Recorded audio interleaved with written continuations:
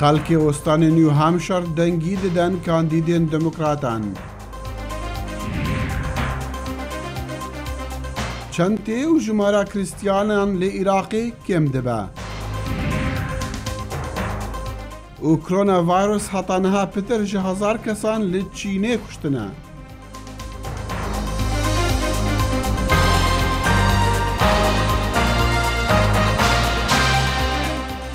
سلااو و ڕێز و هیوێن دەمەخواش دەگەڵ کورد کۆنەکشن ji دەنگی ئەمریکا لە واشنگتن. لای منیشەوە سڵاوتان لێبێت و بە هەڵبژاردننی بەرایی لە نیو هامشەرەوە دەست پێ دەکەین.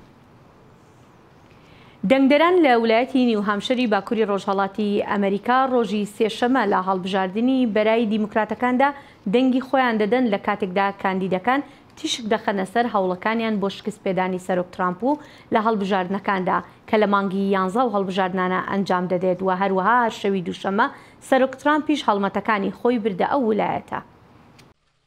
هەر لە پاش نیوەشەو هەڵبژاردننی بەرایی دیموکراتەکان لە دێکسڤیل ناوچ شارۆچکەیەکی بچووکی ویلایەتەکەەوە دەستی پێکرد و لەوێ شارەوانی پێشووی شاری نیویۆرک مایکل بلومبرگ دوو دەنگی هێنا و بە دوای ئەودا سیناتۆر بێرنی ساندەرز دەنگێک و شارەوانی ساوت بێند ئیندیانا پیت بوتجیجیش دەنگێک. بربژارەکانی تریش چاویان لەوەیە بتوانن زۆرینەی دەنگی ئەو ویلایەتە بەدەست بهێنن لە ناویاندا جۆ بایدنی جێگری سەرۆکی پێشوو ئەلیزابێت وارنی سیناتۆری ماسەچوسێتس و ئێمی کۆبچاری سیناتۆری مینەسۆتا. ڕاوەرگرتنە گشتیەکان نیشان دەدەن بێرنی ساندەرز لە ویلایەتەدا لە پێشەنگدایە و بەر لە دەنگدانەکە دوا هەوڵی خۆیدا بۆ بەدەستهێنانی پشتیوانی. ئێستا کاتی ئەوە هاتووە بەشدار بن تکایە ڕۆژی سێشەمە وەرنە دەرەوە با لێرە سەرکەوتن بەدەست بهێنین با ترام شکست پێ بهێنین و با ئەم وڵاتە بگۆڕین. سوپاسی هەمووتان دەکەم. ساندەرز هەوڵ دەدات دەنگی پشتیوانەکانی پیت بوتجیج بەدەست بهێنێت بەڵام بوتجیج لە هەڵبژاردننی داخراوی هەفتەی پێشوو ئایەوە پێش ساندەرز کەوت و ئێستاش هۆشداری دەدات کە ساندەرز کاندیدێکی مشتومڕ لەسەری دیموکراتەکان دەبێت. بیرۆکەی ئەوەی بەرەوە و شۆڕش بڕۆییان ئەوەی لەگەڵ ئەم ڕەوشەدا بمێنیت ئەوە هەمومان دەکاتە دەرەوە. ئێمە پێویستمان بە سیاسەتێکە کە هەمومان بێنێتەوە ناوەوە چونکە هەر هەمومان پێویستمان بە سەرۆکێکی نوێ و باشتر هەیە.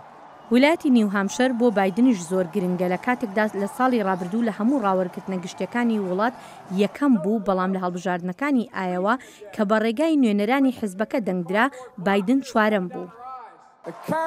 باهاکانی ئەم وڵاتە کەوتۆتە سەر هەڵبژاردن دەبێت شکست بهێنی بە دۆناڵد ترامپ.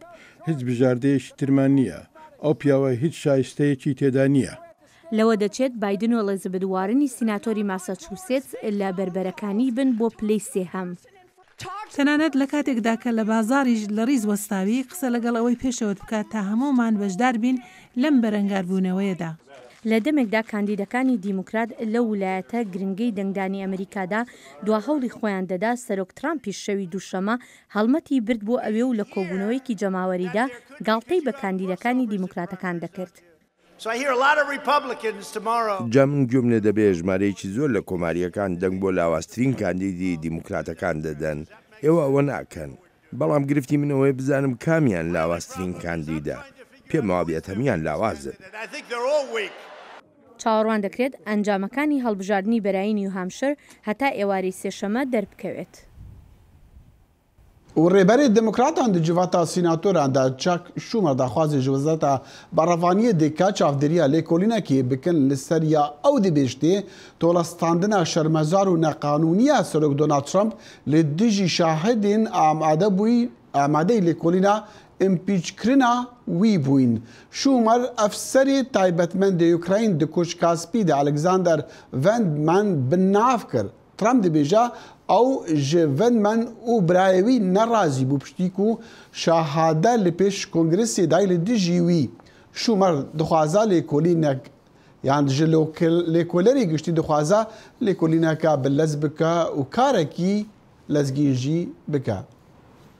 دەیان ساڵە زانکۆکانی ئەمریکا دەبنە شوێنی مشتومڕی کاندیدەکانی سەرۆکایەتی لە ئەمریکادا. شەوی هەینیش مشتومڕی کاندیدی دیموکراتەکان لە نیو هامشەر لە هەمان شوێندا بوو.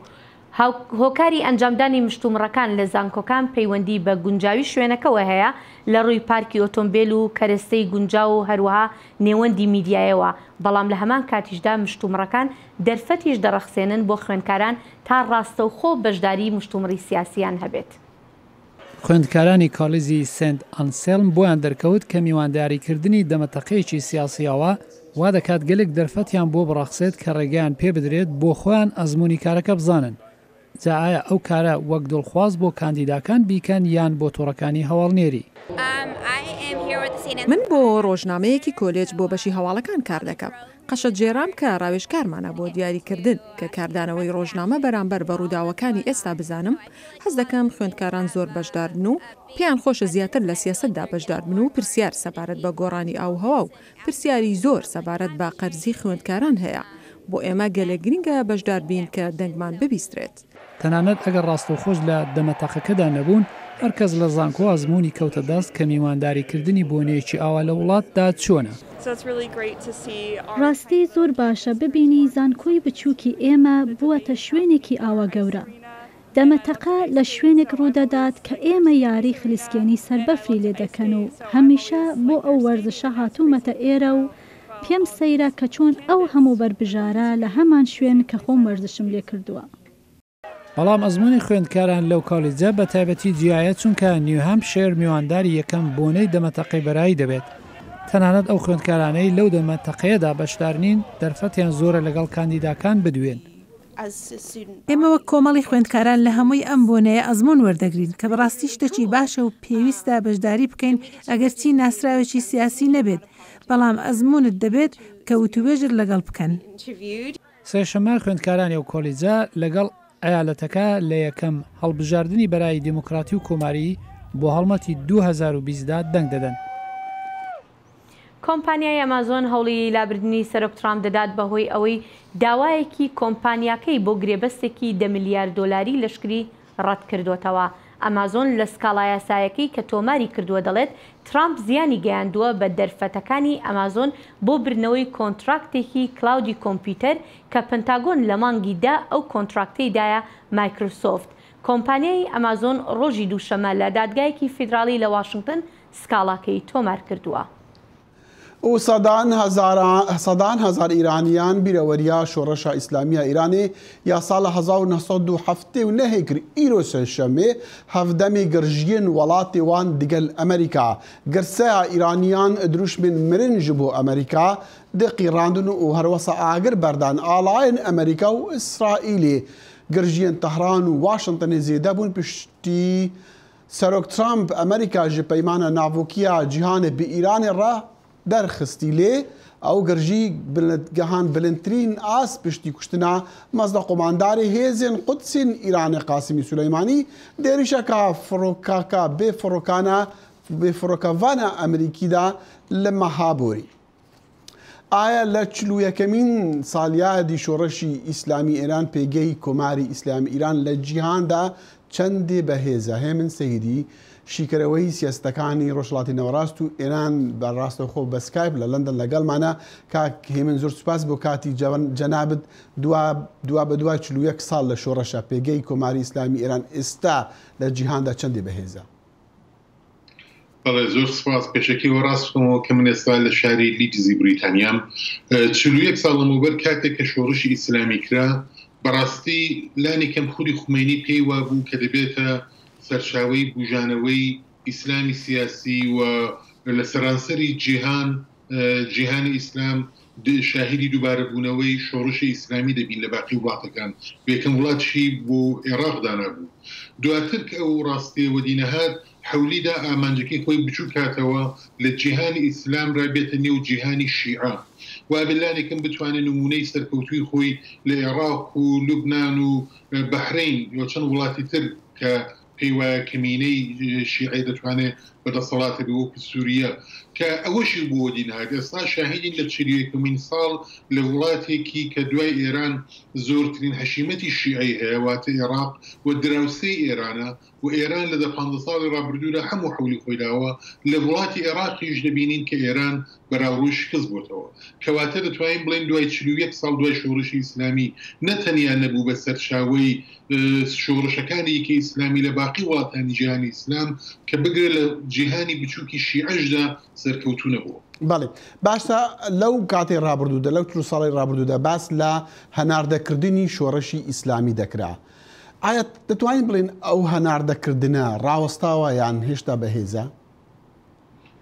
ئەو هەناردەکردنە تقریبان بە پێچەوانە بۆتەوە. ئێستا باز لە هاوردەکردنی بیرۆکەی تازە بۆ ئێرانە، واتە نەتەنیا ئێران نەیتوانی شۆڕشێکی ئیسلامی لە عێراق، لە سعودیە، لە بەحرین، لە یەمەن سەرکەوتوو بکە.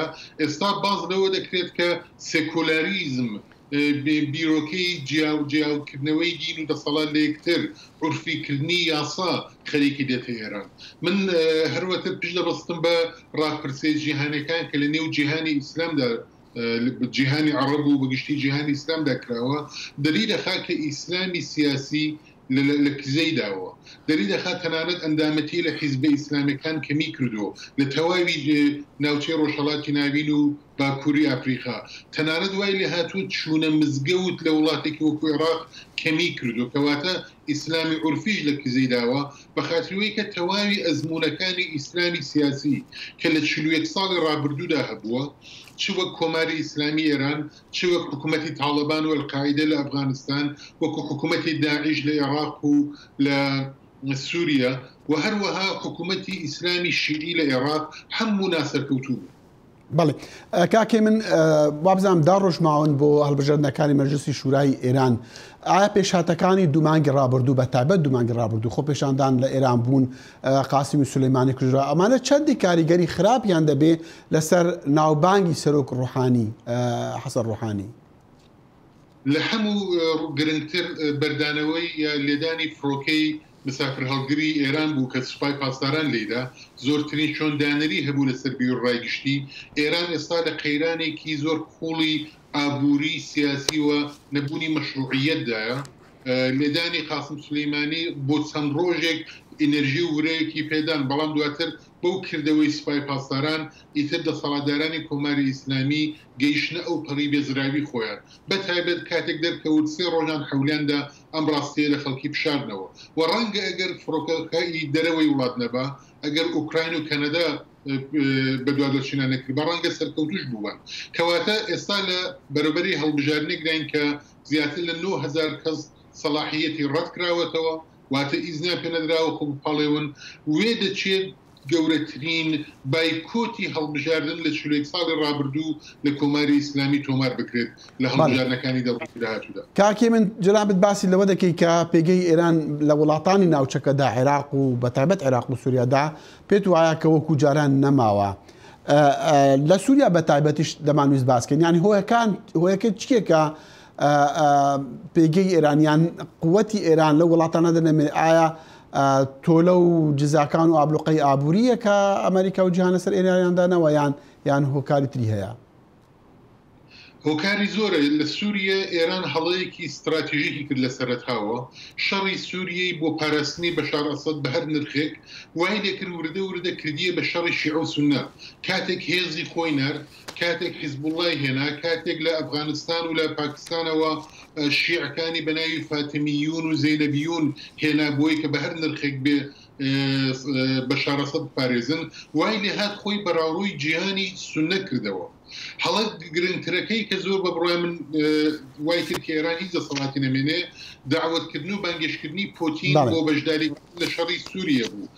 وای کرد کە ئێران قسەی یەکەمی ناتوانێت بڵێ لە سووریا. زۆر سپاس کاکێ من هێمن سەیدی شیوەکاری سیاستەکانی ڕۆژهەڵات لەگەڵ کورد کۆنێکشن سپاس.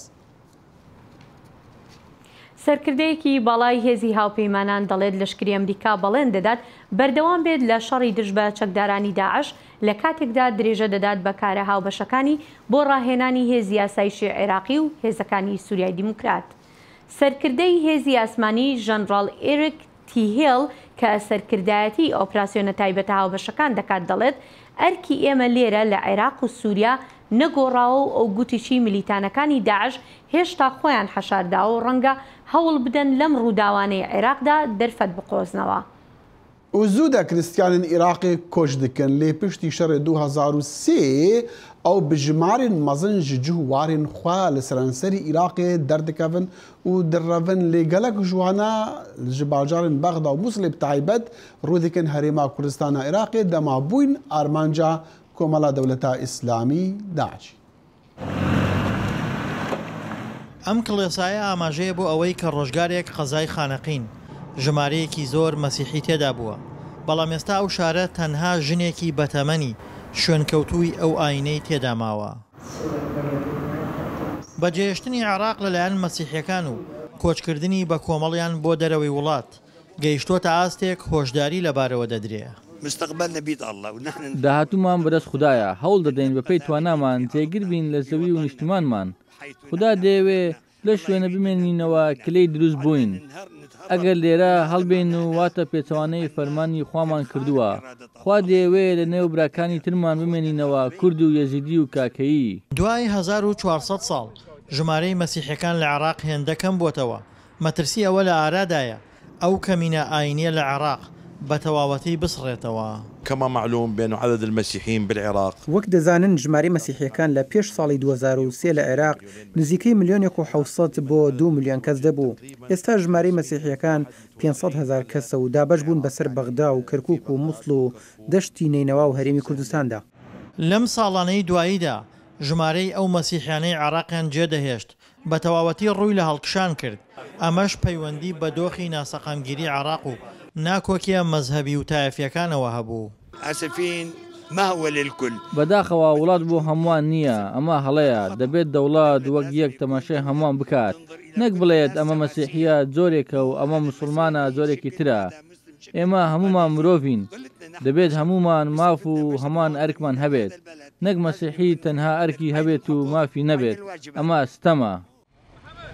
گەر شەڕ و شۆڕ عێراق بە مەسیحیەکان چۆڵ بکات، بەڵام گۆڕ و کڵێسا دێرینەکانیان ماونەتەوە و شاهیدن کە ڕۆژگارێک عێراق زێدی ئەو کەمینە ئاینێش بووە.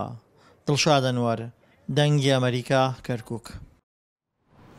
3 ساڵ پاش شکستپێدانی داعش لە مووسڵ هێشتا شوێنە کاولکراوەکان ئاوەدان نەکراونەتەوە.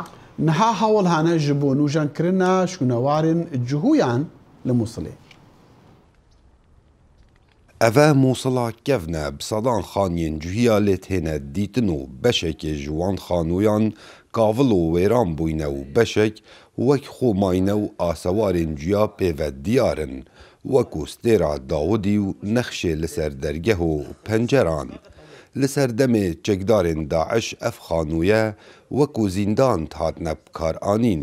ji ber ku ew dê ew ê baweriyê dabûn, firokên hevpeymanan evan xanûya nakene armanc. Ev male beriya pitirî mehekê hin de cihyan seredana wê kir û hêzeka pêşmergan digel dabû. Demê ji trombêlên xwe dabezîn gotine min were digel me dabe ji ber ku tu kurê evî taxî heta em li evan xaniya binêrîn ew ên kavil û wêran bûn û gotine min ev xaniyeyê cihyan e. Evca awan dest bi wênekirina nexşêl ser dîwarî kir û xanî hemî wêne kir gotine me ev e mêjû keltûra me ye. Ev destê Daişê dabû zorbey evan xaniyan zîndan bûn. Her wisa baregahên Daişê bûn. Heta nûka şînwarên cûhiyan hene her wesayên kiristiyanan lê binêra ev xaça û stêra şeş goşeya weta stêra cûhiyana evca ev şînware ji bo cûhiyan vedegere. Giring ev xaniya bihêne parastin û nabêt her wesa binfire bihêne avakirin û nûjenkirin li ser nexşê berê.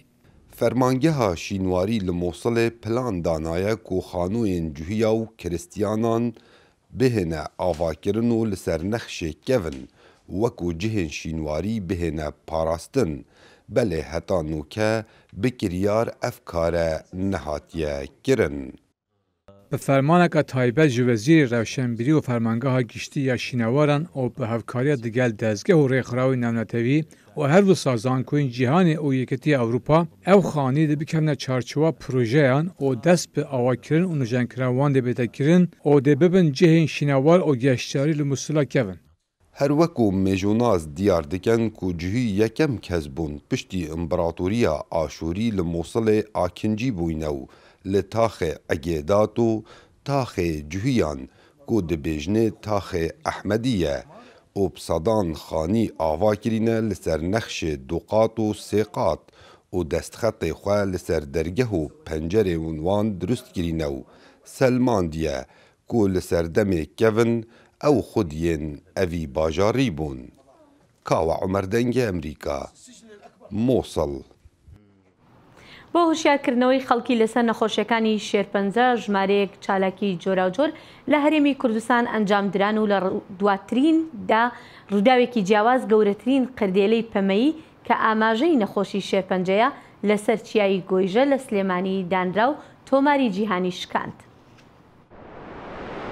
بەهۆی دروستکردنی گەورەترین قرتێلەی هۆشیاری دژ بە شێرپەنجە لەسەر چیای گۆیژە، شاری سلێمانی ڕیکۆرد دەشکێنێت و ناوی دەچێتە ڕیکۆردی جیهانی گینسەوە.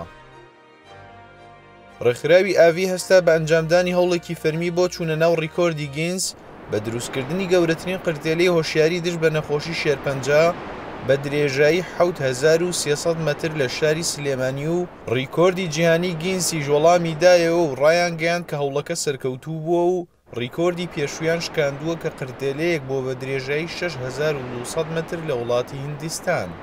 هەروەها چەند چالاکیەکی جیاواز لە شاری سلێمانی ڕێکخرا، وەک چالاکی مارەسۆنێک بۆ هۆشیاری بەرامبەر نەخۆشی شێرپەنجە و پشتگیریەک بۆ نەخۆشەکان. نزیکەی 100 هاوڵاتی لە کچان و کوڕان تێیدا بەشدار بوون و بە درێژایی 3 کیلۆمەتر ڕایان کرد.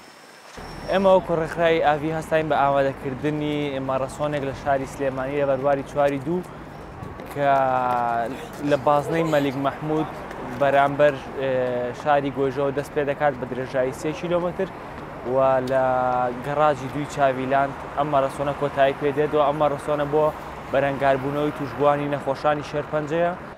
دلێر ڕاگەیاندکارێکی بەناوبانگی هەرێمی کوردستانە و لە ئێستادا توشبوویەکی نەخۆشی شێرپەنجەیە. ئەو یەکێکە لەو نەخۆشانی بڕیاری داوە شەڕی نەخۆشیەکەی بکات و خۆ بەدەستەوە نەدات، بەو هۆیەشەوە بەشداری ئەم مارەسۆنە دەکات. چالاکیین ئەوها گەلێکی گرنگن ji bo nexweşin şêrpencê an ku pence şêrê ji bo ku derûnê wan xweş dilê be nehasekî wan keysanim nas gelek keyf xweşim dema stême cihek awha ku di maratoneka awha di roja berengarbûnê şêrpence de bînim bê sedan ji gencên bajarê Silêmaniyê yan jî bajarê Dûk yan jî Hewlêrê de çalakiyên müzîkî de yan jî yên awha de yên sporê tê de bejdar bin. زۆر وەرزشوانی تری ژوەک پاڵپشتیەک بۆ نەخۆشانی شێرپەنجە بەشداری ئەم ماراسۆنە بوون. وەکو پاڵپشتیەک بۆ نەخۆشانی شێرپەنجە وەکو ڕۆژی جیهانیش بەرەنگاربوونەوەی شێرپەنجە بەشداریمان کردووە و هەروەها خۆشمان حەزمان لە وەرزشە لە پێناو تەندروستی خۆمان و هەروەها وەکو شاخەوانێکیش بەشداری. هیوادارم هەموو توشبوانی نەخۆشی شێرپەنجە ئەمەلیان هەبێ بێ ئەمەل نەبن و هەروەها لە وەرزشیشدا نەبڕێن بۆ ئەوەی ژیانێکی تەندروست بەسەربەرن و چاک ببنەوە. شاری سلێمانی لە سەرانسەری جیهاندا درێژترین قرتێلەی بۆ هۆشیاری دژ بە نەخۆشی شێرپەنجە گرتووەتە خۆی و بەو هۆیەشەوە ناوی لە ڕیکۆردی گینسدا تۆمار کرا دوای شکاندنی ڕیکۆردی پێشوو کە لە وڵاتی هیندستان بوو. ڕێباز مەجید، دەنگی ئەمریکا، سلێمانی.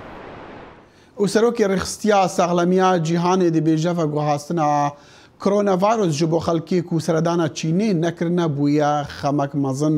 Ev nîgeranî derket piştî ku tîmê WHO gehayê Çînê û ragihandina vegirtina pitir ji 40,000 kesan bi vayrosa kujek bi tenê lê Çînê vayrosê pitir ji 1000 kesan kuştine û li welatên diyên cîhanê jî hatiye piştrast kirin ku 320 pê mirine. لە ناوچەی چینی شاری نیویۆرک ڕێوڕسمی ساڵانە بەهۆی سەری ساڵی چینیەوە ئەنجام درا و خەڵکی چەندین وڵاتی جیاوازیش بەشداری ئەو ئاهەنگانیان کرد. پەیامێنە دەنگی ئەمریکا لە نیویۆرکێ di nav şahiyên serê sala Lunarda bejdar bû. Şahiyên sersala salnameya qedîm a Çînê dîsa bi awayekî qedîm li Chinatowna Nîvyokê hatin lidarxistin.